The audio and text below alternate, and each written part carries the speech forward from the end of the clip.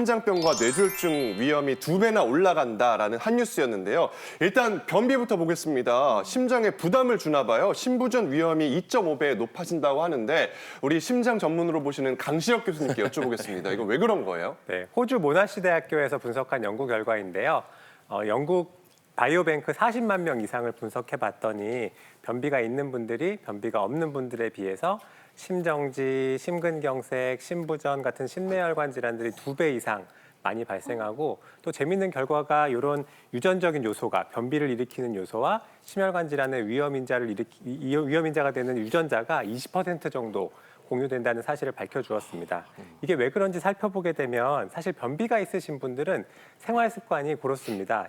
식이섬유 섭취가 좀 적다든지 신체 활동량이 적다든지 스트레스를 많이 받는다든지 수면이 불규칙하다든지 이런 여러 가지 요소들이 있거든요. 그런 생활 습관들이 또 심내혈관 질환의 위험인자가 되기도 해서 현재 이제 학계에서 이해하고 있는 정설은 변비와 심내혈관 질환의 생활 습관이 겹쳐서 그런 현상이 나타나는 것 같다라고 이해하고 있습니다. 네, 자, 첫 번째 뉴스 이런 변이 있나 변비였어요. 네. 이게 이런 변이 이런 나쁜 일이 날 때는 장음이잖아. 변이 있나? 그리고 변비는 단음이에요. 변비. 그 부분을 해드리도록 역시 하겠습니다. 명 아나운서십니다. 저도 공부한 거예요. 아무튼 이게 변비가 있으면 심장 쪽만 나쁜 게 아니고 뇌졸중 위험도 2.4배 높다고 하는데요. 또 송태진 교수님이 또 뇌졸중 보시는 신경과시잖아요. 이게 무슨 관계가 있을까요? 네, 그렇습니다. 영국 UK 바이오뱅크 데이터를 분석해 보았을 때 변비가 잘 생기는 체질, 그런 유전형이 있으신 분들이 추적 관찰을 해보니까 추후에 뇌졸중이 발생할 가능성이 한 2.4배 정도 높았다. 이런 연구 결과가 있습니다. 이게 아마도 이제 변비가 심하거나 하면 뭐 힘을 줘야 되는데 복압이 올라가고 또 뇌압도 올라가고 또 혈압도 올라갈 수가 있습니다. 보통 한 힘을 많이 주면 30에서 50 정도까지 올라갈 수가 있는데 그런 경우에 갑작스럽게 혈압이 상승하게 되면 뇌혈관에 안 좋은 영향을 줄 수가 있고 또 혈압이 많이 올라갔다가 또 내려왔다가 올라갔다가 내려왔다 이렇게 혈압의 변동성이 또 증가하게 되면 그 부분도 뇌혈관에 안 좋은 영향을 줄 수 있습니다. 그리고 우리가 잘 모를 수가 있는데 드물지 않은 뇌 동맥류가 있는 분들이 대변 볼 때 무리하게 이게 힘을 주시다가 동맥류가 파열이 돼서 뇌출혈이 생기는 경우도 있을 수 있을 것 같습니다. 야, 그렇구나. 아니 사실 뭐 변비 걸리면 어떻습니까? 이게 변이 잘 안 나오잖아요. 일단 방귀 냄새도 상당히 독하고 장에 그만큼 독소가 찼다는 얘기인데 이게 심장에도 나쁘고 뇌혈관에도 당연히 안 좋을 것 같은데요. 아니 뭐 약간 방귀 박사님이신가요? 구린 방귀를 좀 많이 껴보셨나? 또 껴봤어요. 아니 근데 진짜 변비가 오래되면은 막 이렇게 장 안에서 독소 같은 게 나오는 건가요? 막 이게 막 피 속으로 들어가서 막 심장에도 막 뇌에도 안 돼, 안 영향을 돼. 미치는 건가요? 안 되는데? 그런 생각들이 요즘에 연구 결과로 증명되고 있는데요. 장내 미생물 불균형이 발생하면 혈관 건강에 안 좋다고 연구 결과들이 나오고 있습니다.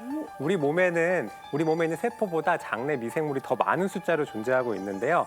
이런 장내 세균총의 불균형이 발생하게 되면 몸에 좋은 물질들은 줄어들고 몸에 나쁜 물질들이 늘어나다 보니까 혈관에 염증을 일으키고 안 좋은 결과를 낳게 되고요. 또 이런 균들이 직접 혈관 안으로 들어가서 염증을 일으킨다는 연구 결과들도 있거든요. 그래서 이런 기전을 통해서 심내혈관 질환, 치매 등의 만성 질환들을 더 일으킨다고 설명하고 있습니다. 그래서 장 건강, 변비 관리하는 생활 습관 관리가 중요하겠습니다. 네, 계속해서 변비와 관련된 연구 결과 하나 더 준비했습니다. 함께 볼까요? 변비에 걸리면 알츠하이머병 위험이 2배가 높아진다라는 연구 결과입니다. 알츠하이머와 변비의 연관 관계 어떻게 보시나요? 네, 작년 말에 우리나라에서 아주 좋은 논문을 발표하신 바가 있습니다. 그래서 알츠하이머병 마우스 동물 모델에서 변비를 유발시켰더니 알츠하이머병이 더 심해졌다 이런 얘기도 있고 네. 또 우리나라 사람들 대상으로 해서 변비가 아주 심한 분들과 그렇지 않은 분들을 추적 관찰했더니 치매 발생 위험성이 변비가 심한 분들이 2배 정도 높았다 이런 얘기도 있습니다. 이거는 보통 장뇌 축으로 보통 저희가 설명을 하는데요.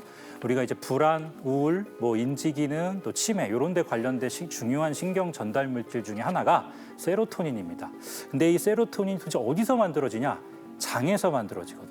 그래서 변비가 심해서 장에 염증이 심하고 스트레스를 받아서 장내 미생물의 균형이 깨지게 되면 이런 세로토닌을 비롯한 여러 신경 전달 물질들이 잘 안 만들어지거나 순환을 잘 못하거나 이렇게 됩니다. 그러므로 이런 이유로 해서 이제 변비가 있으면 뭐 불안, 우울증, 뭐 인지기능 저하, 치매, 연관성이 있다고 보통 생각하고 있습니다. 네, 이런 변이 있나 정말 충격적입니다. 아니, 변비가 이렇게 우리 인체에 다양한 영향을 끼치는지 몰랐거든요. 이쯤 되면 이제 많은 분들이 이제 하루를 복기해 보면서 아 나는 몇 번 갔다 왔지? 며칠에 한 번 갔다 왔지? 화장실에 내서 어땠지를 생각하실 것 같아요. 그리고 나는 괜찮은가? 그래서 변비 자가 진단 리스트를 좀 알아보려고 합니다. 알려주세요. 네, 일단 방금 말씀하신 것처럼 얼마나 자주 가면 변비일까, 얼마나 못 가면 변비일까부터 말씀드리면요. 정상 배변은 하루에 3번부터 일주일에 3번까지 정상입니다. 그래서 일주일에 대변을 2번 이하로 보신다면은 변비의 가능성이 있는 거고요.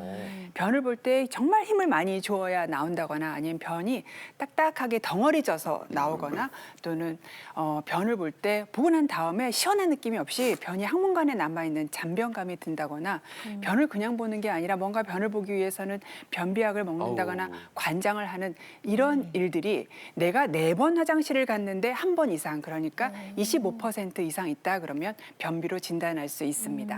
네. 그러니까 변비에 걸리면 정말 변해변 일이 다 발생하네요. 아유 변해변님.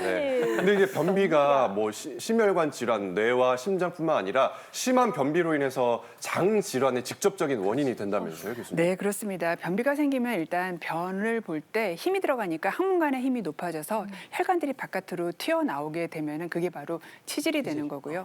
그러다 약간 찢어지게 되면은 치열이 됩니다. 근데 힘을 줄 때 항문 쪽만 힘을 주는 게 아니라 전체적인 전 장에 힘이 들어가게 되거든요. 그럼 장벽의 약한 부분이 바깥으로 튀어나가게 되고요. 저기 보시면 약간 노란 것들이 예, 보이죠?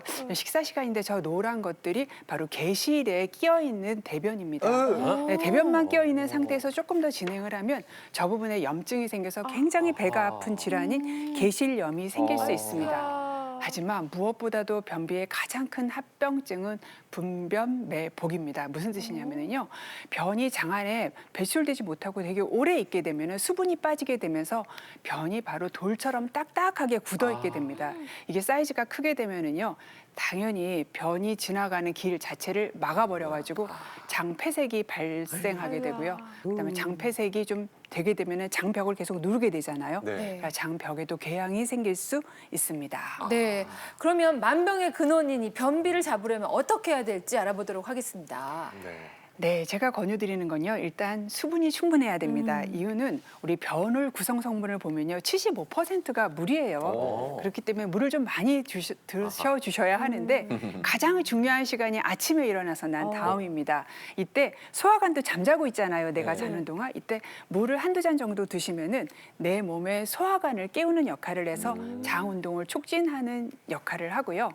물을 아무리 먹어도 장 안을 쭈르르 흘러 내려가가지고 흡수된 다음에 소변으로 빠져나오면 변을 묽게 만들 수가 없습니다. 그러니까 내 장 안에 물을 좀 잡고 있어줄 무언가가 필요합니다. 그게 바로 섬유, 식이섬유소, 식이섬유이기 때문에 식이섬유가 많은 채소, 과일, 통곡물을 매 끼니에 챙겨서 드시는 게 꼭 필요하고요.